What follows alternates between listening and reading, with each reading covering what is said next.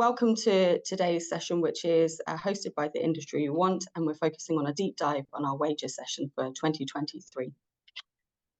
I'd like to introduce myself. I'm Hannah Bruce, Head of Global Partnerships at Ethical Trading Initiative, and I'm going to be your host today and introducing you to our initiative and to kick off our session on wages in the textile sector. Today we have approximately 60 minutes scheduled for our session. We'll start with a briefing to the industry we want and our industry dashboard. I'm also delighted to be joined here today by a number of guest speakers. Firstly, we'll be joined by a wage data partner, Paulien Osse, and Daniela Ceccon from WageIndicator Foundation for a deeper look at the data behind the 2023 wage score and how it compares to the data in 2022. In collaboration with the industry we want, this data set will be updated annually to unveil where the industry stands each year.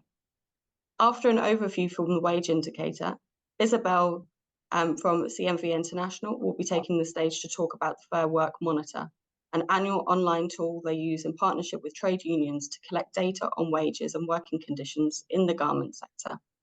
We will then turn to Daniela Ortega Sambo from Global Worker Dialogue, who recently conducted a dialogue with 500 workers in the apparel and textile sector in Bangladesh, focused on the new minimum wage. And at the end, we'll make sure that we pause to have Q&A. So please do use the chat function throughout the course of today's session. We welcome your contributions and your input to today's session, and please do feel free to drop in any questions in that section there. So, to give you a little bit of background, the industry we want was born out of impatience and frustration at the pace of change in the industry and a belief that in its potential to transform the lives of garment workers in a way that has a positive impact on people and planet at large. It was initiated by Fair Wear Ethical Trading Initiative and the Sustainable Apparel Coalition to accelerate progress on social, commercial, and environmental issues. We have benefited hugely from the partnership of many industry experts, our data partners that we work with, and I'll be explaining a little bit more about that, along with widespread industry consultation and input. So we really appreciate the number of people that join these sessions and are able to contribute to them each time. So to provide you with a little bit of background as to, and a reminder for those of you who have been joining these sessions on a regular basis. We focus on three different areas and three different metrics areas. The industry we want works across social, commercial, and environmental pillars. Within each of these pillars, we have determined our key focus areas that we'll focus on each year, and this was done in widespread consultation around 2021. So there was a lot of input by affected stakeholders, but also those that work very closely within the sector and know the ins and outs of how this sector works. Under the social pillar, we focus on wages, the subject of our discussion today, and specifically, we focus on the wage gap between minimum wages and living wages in key garment production countries. And as mentioned, this has been supported by information and data that is input from WageIndicator Foundation. In the commercial pillar, our focus areas on purchasing practices, and particularly how to leverage supplier feedback to drive positive developments in commercial relationships in the industry, which are both critical for the other two areas of our focus under the metrics, the social and the environmental goals. And working with our data partner, Better Buying Institute, and using their Better Buying Partnership Index survey, this helps to provide a metrics and data set for each year. And in the environmental pillar, our focus area is in greenhouse gas emissions and the reduction of these in line with net zero targets. And this is working with our data partner, Power Impact Institute. So at the industry we want, we focus on inclusive processes, emphasizing the interconnectedness of these three areas. We facilitate exchanges in a constructive environment between knowledgeable, diverse, and creative stakeholders to measure progress, enhance collaboration, and drive change and inform policy decisions. We also try to attract, collect, connect, and disseminate examples of impactful solutions, such as new ideas, tools, and technologies to amplify their reach and effectiveness to catalyze collective action. And importantly, we measure the state of affairs in the garment and footwear industry for shared accountability and transparency. And please do keep an eye out for the information that is going to be coming out at the OECD side session this year and later on this month. So let's dive a little bit deeper into what we saw in 2023. In terms of the dashboard for 2023, it is with these focus areas in mind that we launched the first pilot of the dashboard in 2022. And so that started and enabled us to have the first data sets on these 3 metrics areas. And that allows us to be able to compare these year on year as well. So the scores that you can see here on the industry dashboard demonstrate, 1, for the wages score, it shows that the average percentage gap between minimum wage and the average living wage estimate in key garment production countries in our data set is 48.5% this year. For purchasing practices, it shows of a potential range from -100 to +100, that our overall score for 2023 was +40. That's 1 point higher than the previous year. And for our greenhouse gas emissions metric, its estimated annual greenhouse gas emission of the sector to be 0.897 gigatons. That's a slight increase.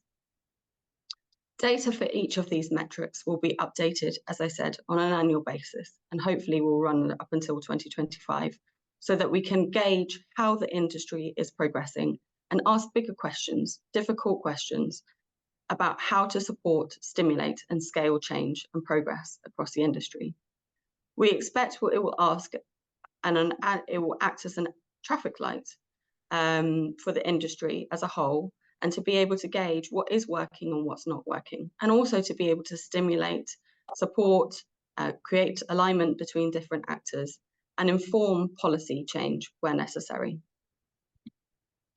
So today, we want to focus exclusively on the wages sector and the wages metrics.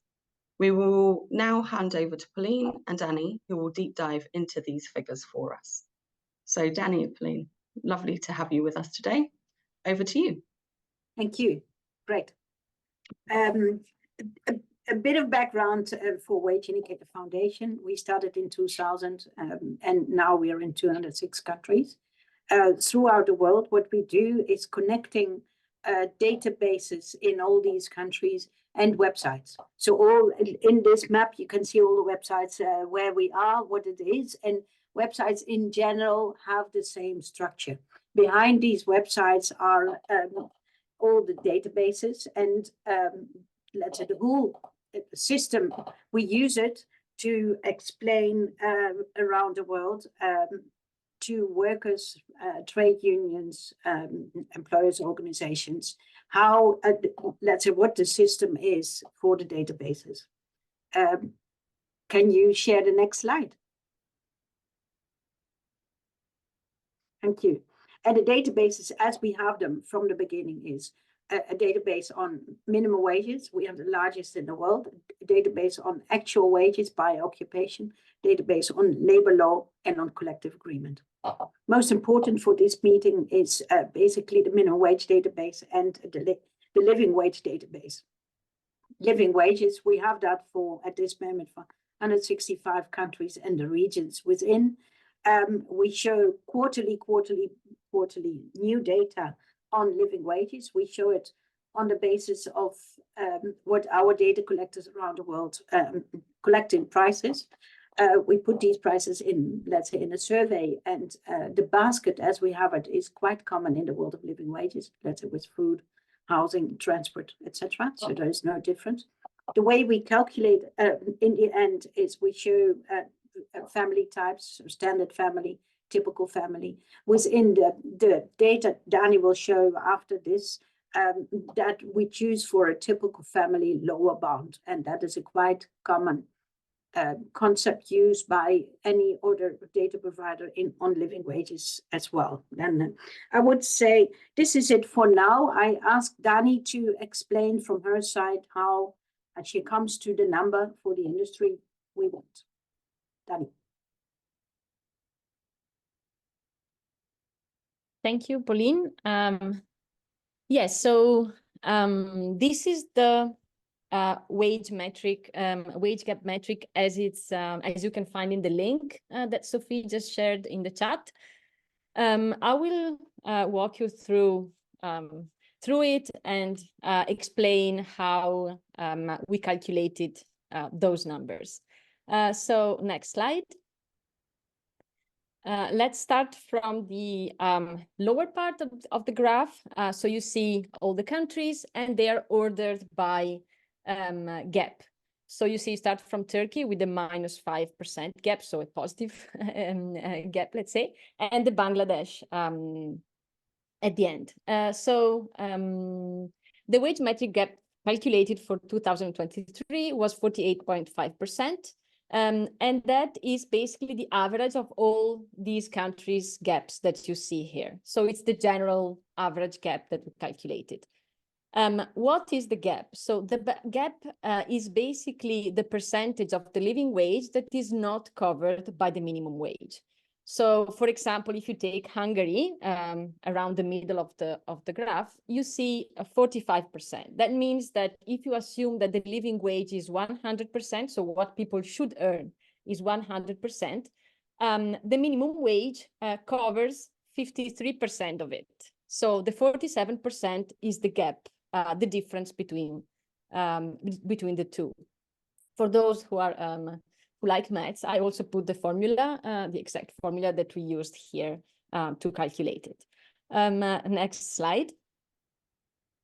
Okay, then let's look at the upper part, so at the graph. You see the brown bar, that's the minimum wage. So that number comes from the WageIndicator minimum wages database, which Paulien just talked about. I think it's the largest in the world at the moment, and it covers more than 200 countries, for which we collect really all the rates. Which rate is used in this case? As you know, minimum wages can be super complex. So there are countries with thousands of rates, like India, for example. Countries where rates are different per geographical regions or per sector or both. So what we did as a general rule in this case was to take the lowest minimum wage for the textile and garment sector that's applicable at country level. So we looked first at the sector wherever it was available, and we picked the lowest minimum wage at national level. If there was no national minimum wage, then we used the lowest regional minimum wage available for the sector. If, of course, there's no sectoral minimum wage, we had to take the general minimum wage, country level. If not, then the lowest among all the regions. We have an exception in this graph. Italy doesn't have a minimum wage, unfortunately. So in that case, we picked the lowest wage in the collective agreements for textile and garment sector. Another thing on top, you see I circled the date, 2023. This means that we used data, so living wages and minimum wages from 2022 for this graph. The new data that will come out, I think in a couple of weeks, will of course use 2023 data. Okay, so next slide, please. The blue bar that you see there, it's showing the living wage. You see it's a bar that starts from a certain point, so it means it's a range. Which benchmarks we used for to calculate that range? So we used, of course, our own living wages. Paulien said we calculate them for different family types. In this case, we are using our flagship living wage. That's the typical family. Typical family means a family that is composed of 2 adults, and the number of children is defined by the fertility rate in the country. And also it assumes a certain number of people that are working in the family. So we calculate the living wage for the parent who's working 100% of the time, but we assume that there's another parent that works also some of the time, and that percentage of employment is coming from the employment rate, male-female employment rate in the country. So WageIndicator publishes lower bound and higher bound rates. For this specific job, we averaged the two. We picked also the country level living wage in this case, although we publish living wages at regional level as well. And as I said, we picked the yearly average 2022. So to give you an example now, I picked Hungary. Our living wages, living wage lower bound is 690 euros, higher bound 870. So the average that we used in this case is 780. Then we picked living wages from Global Living Wage Coalition. They also publish them for typical families. So we align, well, in many aspects of the methodology with them. They publish regional only living wages. So what I did in this case, I averaged the regions if there is more than one for a country. And we used the 2021-2022 data. If it's 2021 data, those were adapted using IMF inflation to 2022. Then we have Asia floor wage and Europe floor wage. Their living wage is kind of bringing the bar up because they calculate living wages for single earner families. So they assume that the one earner is earning enough to cover all the family costs. And this, of course, means a higher living wage. They also provide it per country, so at country level, and their latest data is from 2021, so we adapted for inflation to 2022. So in the case of Hungary, for example, the number is 1,467. So it's quite, it's almost double our average. Next slide, please. Yeah, so a bit more details about the calculation. For the graph, as I said, you see there's the lowest, the highest living wage. I picked the average of each benchmark and then showed here the lowest and the highest. So in the case of Hungary, it would be, in this case, the available ones are WageIndicator and Europe floor wage. So you see the lowest is our average, 780, and the highest is 1,467. For the gap below, we needed one number for living wage. So it's not done with the range, but it's done with the average of all the average benchmarks. So in this case, the average is 1,123 because we have two benchmarks here. Again, I'm giving here the exact calculation that was done. Next slide. Yeah, a couple of details about the comparison with the year before. Well, the main thing to notice and to say is that we added 7 countries, South Korea, Italy, USA, Nicaragua, Laos, Mauritius, and Egypt. The countries will stay the same in the next release that you'll see soon. So the comparison will make even more sense, I think. But yeah, it's good to know that the number of countries has increased. The biggest gap decrease, so let's say the country that did better in comparison with the year before is Turkey. They went from a 5% gap to a -5. So it means that the minimum wage is above the living wage we calculated. And it's also, you see, it's the first on the left-hand side of the graph. So it's the one that has the smallest gap. And this is because the minimum wages in Turkey have been updated quite a lot recently, so, and often. I think they double even. So they're kind of keeping up with the crazy inflation that they're having. So that's how they're kind of, closing the gap faster. But yeah, inflation is still there, so you'll see it will probably be the case in the next release. The biggest gap increase, so the 2 countries that did worse as compared to last year, to the year before, are Morocco and Peru. They went from 43-45% to 57-59% gap. For the reasons for this, I think, is the opposite of the Turkey case. So in this case, you see that the minimum wage was either not updated at all, that was the case of Peru, despite a 8% inflation in that year. Or in the case of Morocco, there has been a small minimum wage increase, about 2.22%. But the inflation was higher, so about 7% inflation. So that kind of explains, like, the cost of living is becoming higher and higher, and the minimum wage is not picking that up. The biggest gap of the year is Bangladesh, with a huge gap of 74%, while last year it was Indonesia, which kind of improved a bit. That's all from my side, I think.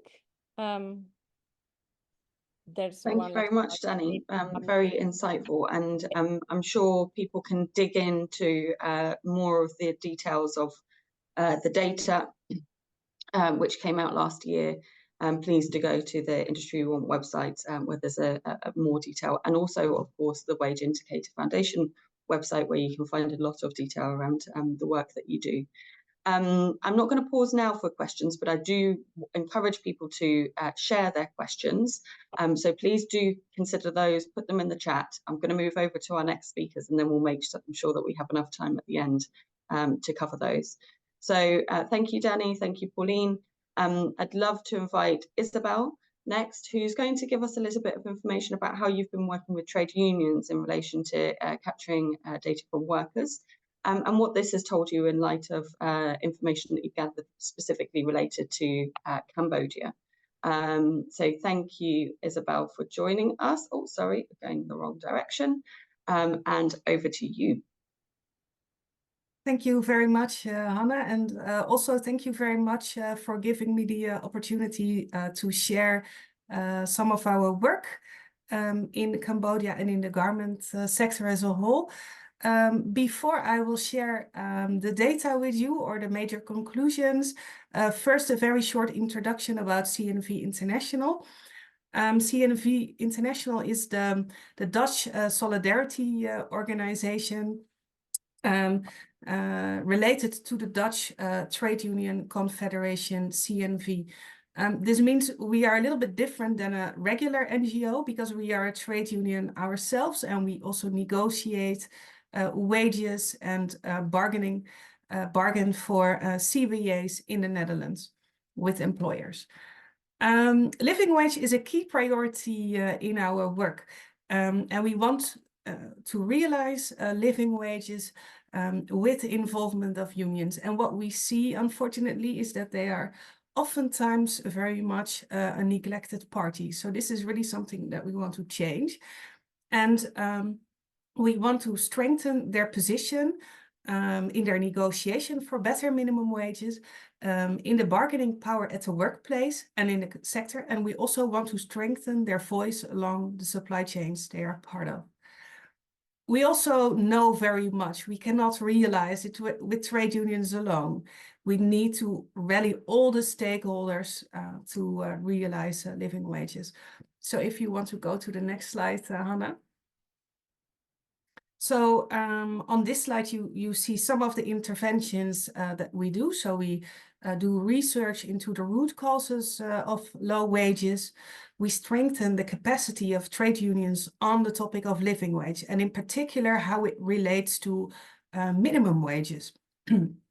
We collect and verify living wage gaps with a fair work monitor, which we are using already in the garment sector, but also the sugarcane sector, palm oil, and the mining industry.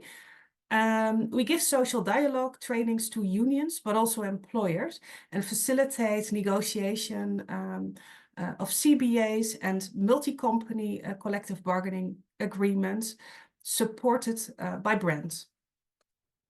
And then, of course, we also want to collaborate with multi-stakeholder initiatives or living wage task forces. Yes, please go to the next slide. So what is the Fair Work Monitor about? With the Fair Work Monitor, we collect data together with trade unions on key working conditions, including wages, cost of living, but also, for example, overtime, type of contract, but also how much do people spend. The data is collected through mobile phones, and workers voluntarily fill out this survey, and they stay anonymous. We use this survey in several supply chains, and what is interesting, I think, it is that we can really reach those people that are oftentimes hard to reach. So, for instance, also on plantations, what I already mentioned.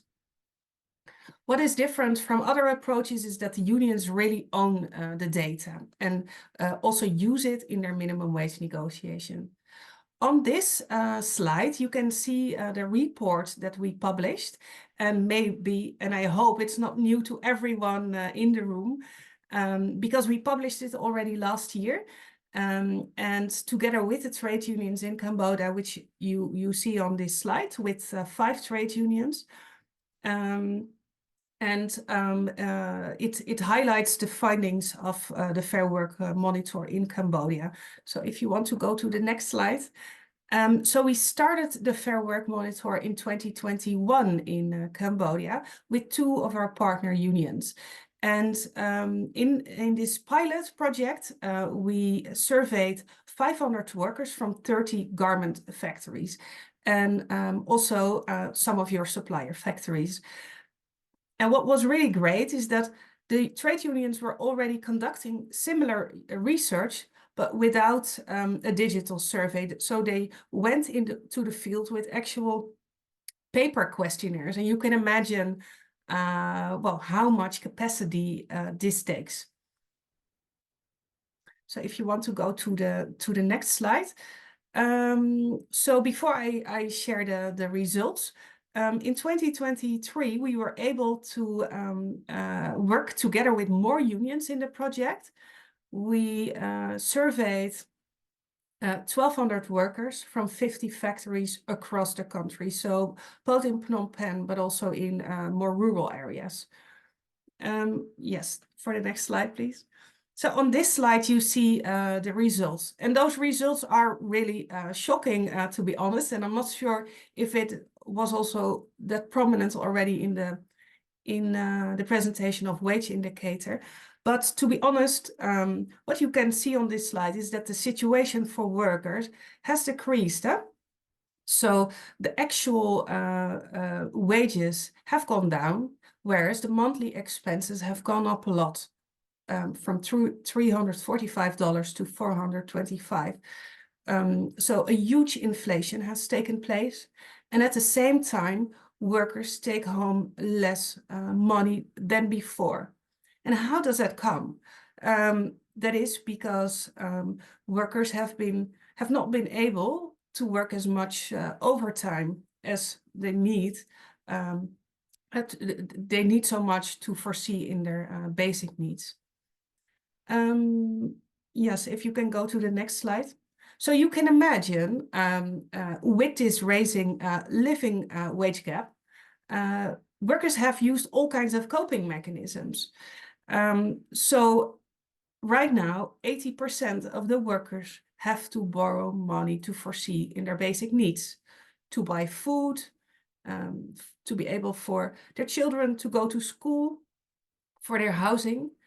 And what we saw is that especially the workers in the lowest income category have the highest debt.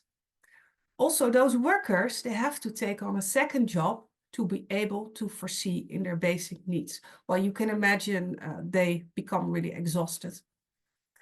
So 70% of the workers have reported not being able to save money for unexpected events. And the workers that were able to save only saved $11 a month on average. Next slide, please. So the report that we have published highlighted some recommendations. One of the recommendations was that it is essential that trade unions, government, employers have social dialogue to overcome the challenges in the garment sector in Cambodia.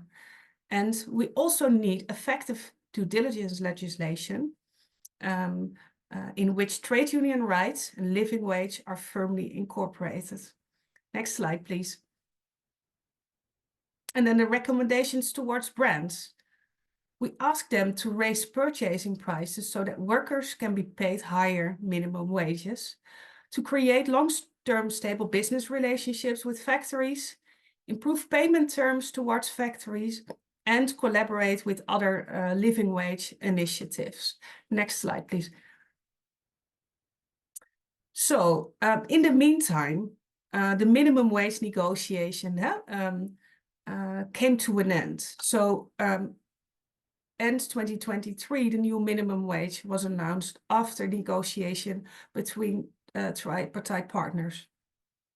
Trade unions demanded $215, so way below the living wage still. Employers only offered $1, and in the end, it resulted in a $4 increase, so not enough. So this is what the minimum wage currently is in Cambodia. We are currently preparing with the unions, and actually more unions on board, to collect data for this year again, targeting more factories and more workers. And meanwhile, we also engage with buyers and multi-stakeholder initiatives for shared responsibility. We are very happy that the ACT initiative on living wage in Cambodia is making advancements, and I hope really that a very good agreement will come out with a higher minimum wage for workers and better purchasing practice.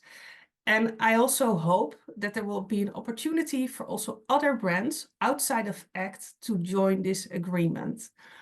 Yeah, so this is my suggestion, that also other brands join this important agreement. So thank you very much. Thank you very much, Isabelle. And yes, shocking data that came out of Cambodia in your report. So thank you very much for sharing that with us. And as you indicated, good that people can reach out to you directly, but also find more information on your website as well in regards to the report. Exactly. Also, if you would like to know if this research is taking place in your supplier factories, we can definitely share that information with you. Excellent. That's very good to know. Thank you very much. And so we'll quickly move over to another case where similar type of information has been gathered directly from workers. So I invite Daniela to take the mic. Daniela, thank you very much for joining us today. It's good to have you with us.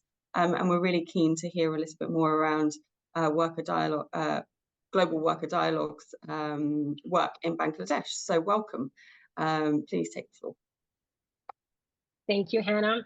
Thank you so much for giving us the opportunity to share a bit of work out of our work, the work that we've been doing in Bangladesh over the past few years, and especially what we talk to workers about related to the minimum wage in the last 2 months of last year. Can you go to the next slide, please? So yeah, so I'm Danny from the Global Worker Dialogue. And for those of you who don't know, what we do at GWD is we create trusted, independent, and direct channels of communications with workers from different supply chains across the world. And we do this with the mission to place credible worker data at the center of efforts to build responsible and sustainable global value chains. We do it in a unique way because we talk to workers outside of the workplace setting, and we build trust with workers through frequent interactions.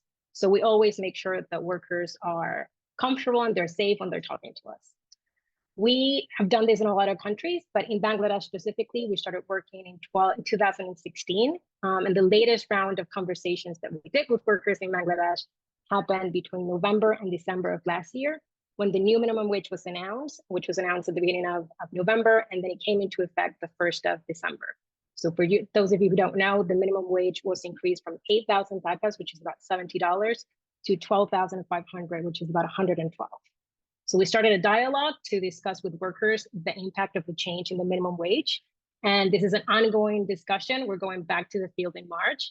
So we have released everything that we talked to workers in the last 2 years of last month in our dashboard and website. So I encourage you to go to globalwd.org or workerdiaries.org to get a sense of all the data that we've collected. And if you have anything that you feel that is missing, any topics or themes that you think we should explore with workers, because this is an ongoing dialogue, I would definitely encourage you to reach out so that we can take that into account. Perfect. So when it came to what we discussed with workers in November and December, One of the things that we wanted to talk with them about was and get a sense of their level of awareness and perceptions around the new minimum wage. Because we talked to them around the time when the new minimum wage was announced, there was a lot of awareness among workers. 68% of the workers, including 78% of men and 64% of women, said that they were aware of the new minimum wage, and almost all of them were able to correctly mention that it was 12,500 becas. Now, only about 13% of those workers felt that the new minimum wage was fair, and the top reason given by 9 out of 10 workers for believing that it just wasn't fair had to do with them feeling that it wasn't enough for them to be able to meet the rising costs that they've been experiencing in the country. Another aspect that we wanted to know more about when it came to the awareness and knowledge was about the knowledge that they had about their own payment structure. In Bangladesh, we don't just have one minimum wage for apparel workers. Depending on the type of work of the worker and the seniority level of the worker within the factory, they fall within 4 grades. And it used to be 7, so it was just changed to 4 along with the new minimum wage. So each grade has its own minimum wage, and each minimum wage is composed of 2 main things: their basic pay and their allowances. And this is very important because their overtime rate is calculated on their base pay and not the total pay. So for workers to be able to know whether or not they're actually getting paid the right amount, they're getting paid their applicable minimum wage, they need to know what their grade level is, and they need to know their base pay. When we talked to them in November, only 44% of workers were aware of their basic pay. 47% of workers knew all of the allowances that were included in their pay. So this is something that we're definitely going to be talking with workers again in March. We want to get a sense as to whether or not they're aware that the wage structure was changed from 7 to 4, and whether or not they know their wage grade and they're able to actually know whether or not they're getting the new payment, the new wage. Next slide, please. We also talked to them about the conditions at home. 96% of workers disagree with the statement, "I am able to make ends meet with my current salary." And when you take a look at all of the data that we collected in the other questions, it is very clear that workers are struggling to make ends meet. We talked to them in November and December, so we were able to collect the payment that they received in December, which came to a median of 12,000 becas, so about $100, and that includes overtime payments. And then when you ask them about their household food spending, the median was 8,000 becas, and the median for rent was 4,085 becas. So it is very clear that they're having a hard time even reaching the most basic of their needs. Even if you consider, as we do, that in Bangladesh, there's about 1.5 earners per household. So half of the time there are 2 household earners, and the other half of the times it's just 1. We also asked them if they had to make any adjustment to the way that they manage their expenses to cope with the inflation, which has been running at about 10% in the last year. And 90% of them said that they had to. And the most common strategy that they cited was that they reduced their food expenses, followed by the reduction of non-food expenses, using savings, sending less money to their home at the villages, and taking loans. Next slide, please. So how are workers coping? One way in which they do this is by sacrificing on the quality of what they consume, especially on 2 very basic areas. Hannah, can you click on the link so that we can show the video? So as you can see on that video, even though workers spend about 1/3 of their salary on rent, a typical housing unit in Bangladesh for a garment worker and her family is basically what you see in that video. It's this very small room with 1 window and a door. And then they share a kitchen and a bathroom with about 9 other households.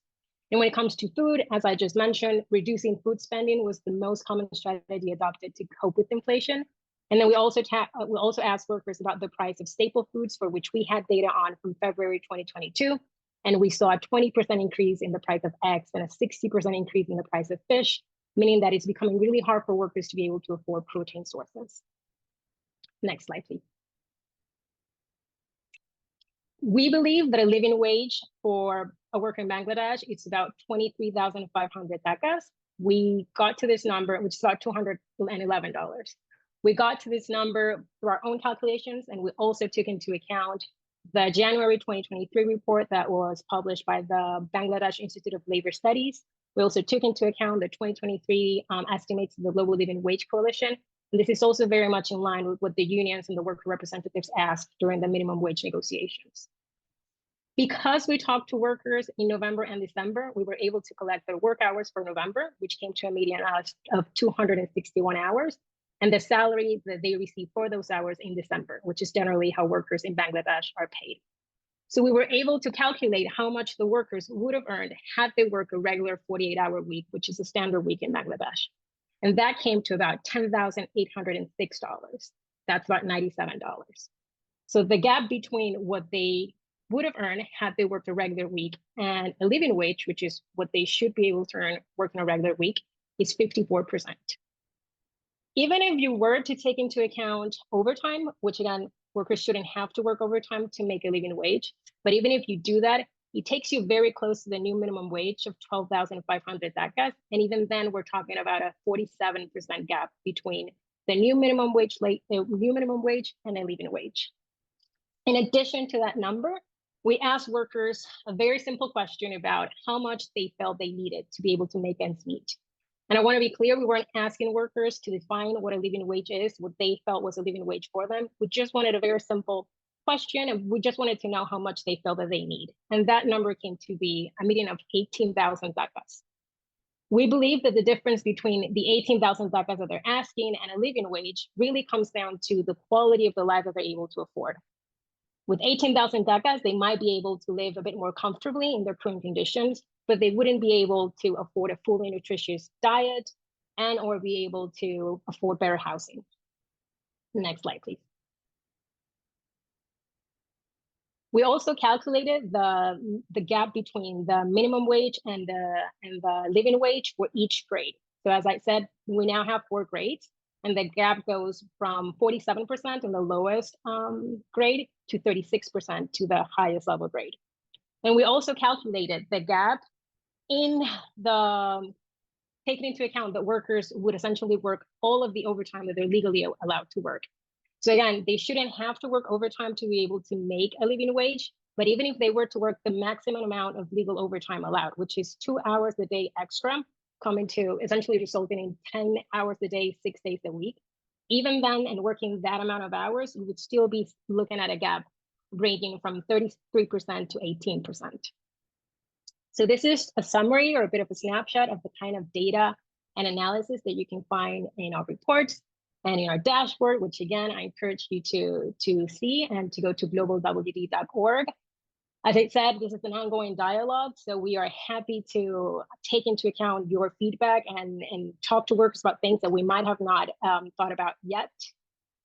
We believe that for the industry to move forward, we need credible worker data, and that's the reason why we exist, and it's the reason that we do the things the way that we do them, because we feel that we are able to generate very high, independent, credible data that can be used by unions, brands, and multilateral organizations.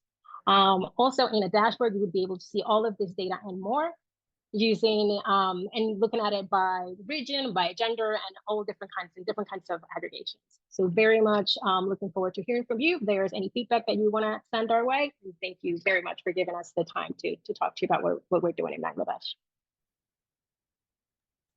Thank you very much, Daniela. That's very insightful as well into the information that you've been able to collect. And as you indicated, some big disparity, as was mentioned also by Isabelle, in terms of the impact that inflation is having on people being able to kind of afford very basic goods as well. So thank you very much for those contributions.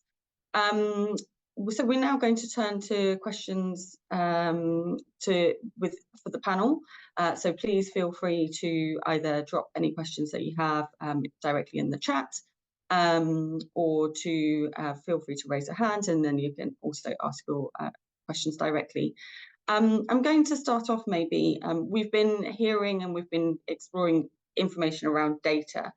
So I'd just like to put it out there for this panel. What are some of the smart mix of approaches required to drive improvements in wages for workers who need it the most? So any of you from the panel are free to take this up, but Isabelle, you kind of highlighted some recommendations from the report, but there's a combination of factors that I think can drive wages up.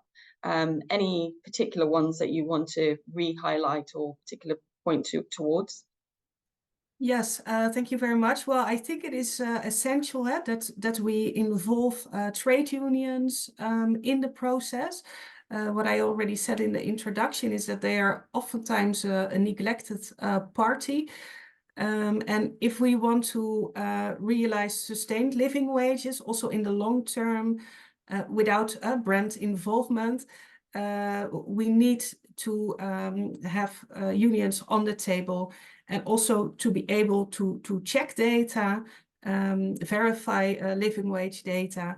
And also we need to make sure that they have space for freedom of association in the workplace, in the sector, and are able to really negotiate wages. On top of that, I also think it's essential that prices they have to raise. Thank you very much.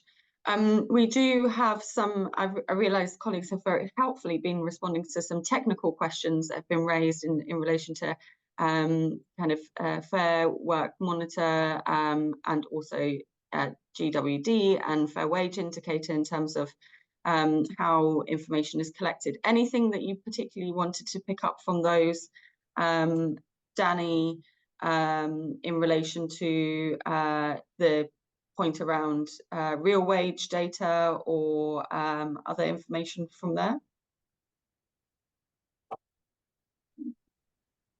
You're talking to me, right? Yes. Okay.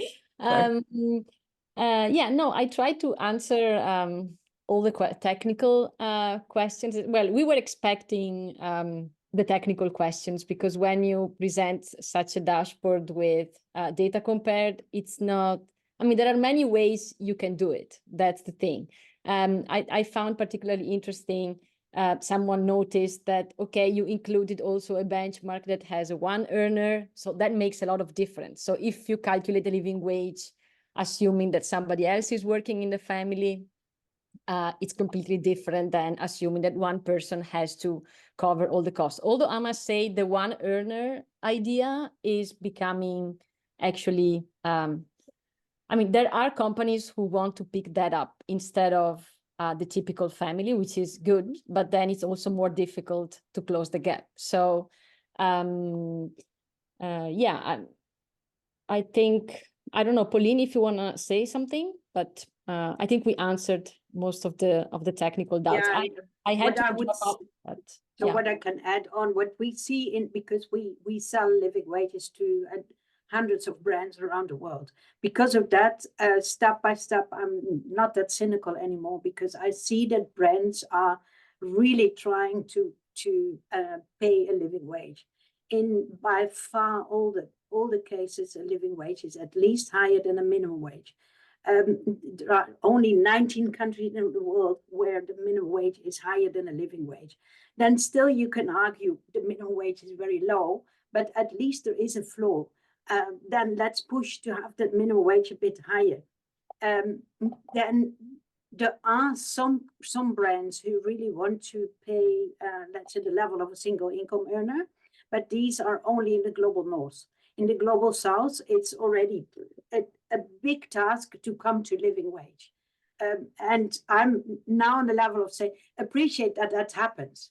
It didn't happen many years before. Then people not even wanted to talk about a minimum wage, and now they want to talk about a living wage. So the world in this case is a bit improving, is my feel. I'm positive, although it's difficult. Yes. Thank you, Paulien. And I think there was a very interesting point that I saw in the chat around whether countries have a comparative advantage, and maybe doing some assessment around the correlation between a country's competitive advantage in terms of its marketplace and then how low kind of wages are. And obviously that does play into kind of broader business model decisions that are being made globally in terms of where to source from and how to procure products. So I think perhaps a very interesting kind of angle to look at things as well.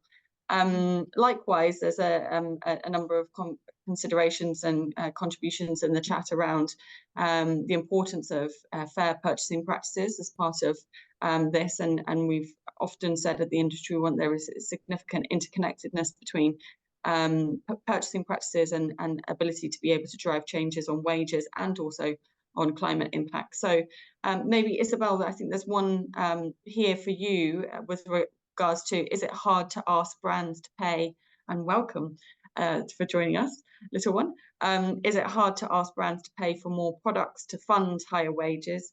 They have no mechanism for ensuring this will raise wages. It has worked in the past. Is it better to ask brands to proactively select and retain suppliers which have negotiated a CBA with higher wages already factored in? Any reflections from you as well on that, if now is the right time? Really sorry. It's okay. I have a childcare problem today. Yes, so what I'm not sure if I fully answer your question, but what we see in most production countries where we work is that brands really want to work towards living wages and CBAs, better wages, but their support to realize those better wages or their commitments to improve purchasing practices so far has been very limited. And also the conversations about this have been not easy, also for very small improvements. But I do have good hope with the ACT agreement for Cambodia. There will be some good, well, I really hope there will be a higher minimum wage negotiated, and also some commitment of brands, how they are making their contributions to that. Thank you very much, Isabelle. Hopeful. I'm glad there is some positivity and hope within this room as well. So thank you very much. And thank you, Isabelle. If you do need to shoot off, we very much appreciate you joining us today. I appreciate juggling it. We do have one raised hand in the chat, so let's turn to you, Anil. Yeah, thank you. Thank you. I'm with ILO.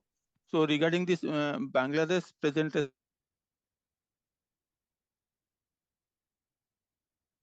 sorry, we just lost you. Yeah, Would you mind repeating that? Can you hear me? Yes, the internet just cut out, so maybe if you could just repeat it. Thank you.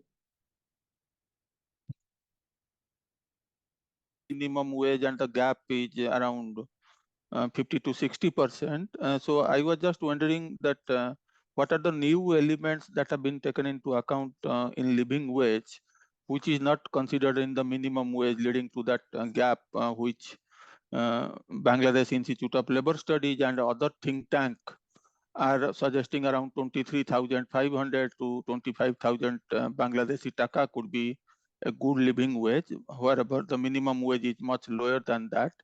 That is number one I would like to know. But regarding colleagues said that trade union has to be part of this discussion. And also at the same time, employers' capacity to pay also assumes importance, and there is no transparency that what that capacity constitute, because employer always argue that they do not generate enough business or enough profit to give higher wages. So in that context, specifically in the context of Bangladesh, if you see the minimum wage board that notified the new minimum wage, there is hardly any evidence-based study conducted to understand the cost of living. It is just on the basis of what the employer is proposing. Okay, employer proposed X amount, and the board agrees to the X amount, and the worker opposed to that X amount. And then in the second round, employer increased it by 2,000 taka, and then the matter is settled. So there are lots of issues around how regulation are implemented in practice, and how these practices can be improved, and how regulatory mechanism can be tightened is a first step if there has to be any forward movement in terms of increasing the living wage, because minimum wage benchmark has to increase to push further towards a living wage. So, but we are lacking not only in Bangladesh, in most of the countries, that particular aspect. And another piece of information that ILO for the first time has a tripartite expert group meeting, which is sitting from February 19th to 23rd to come out with a methodology at the global level, which is tripartitely agreed to estimate the living wage. So that is another piece of information I thought to share with you. Thank you very much, Arnop. A couple of contributions in terms of information, and then also perhaps some questions and consideration.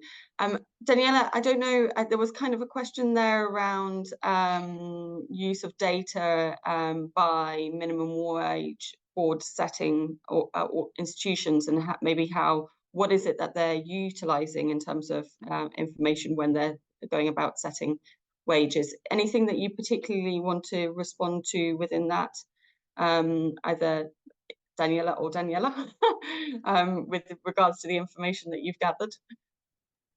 So based on our understanding, the workers' representative were asking around 3,000 takas, which is what we consider to be the living wage for the country. And they used the report, the January 23 report, published by the Bangladesh Institute of Labor Studies.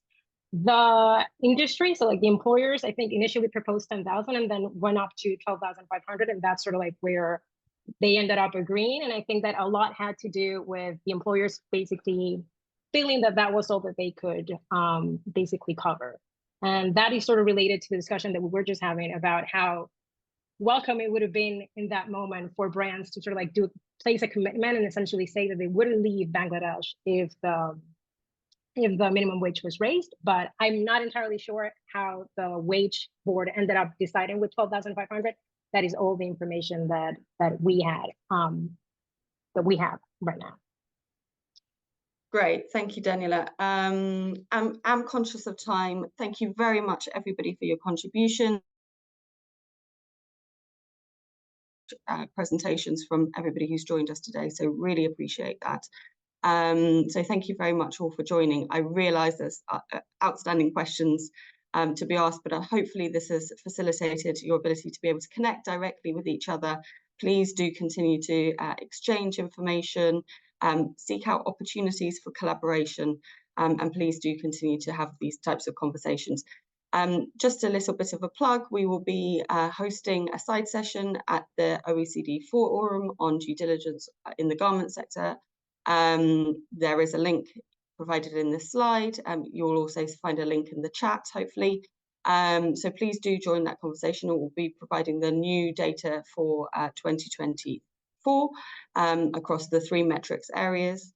And do continue to keep your eyes peeled for further conversations that will be coming out throughout the course of the year around these metrics areas. So thank you very much, everybody, for joining us. It's been a pleasure having you today.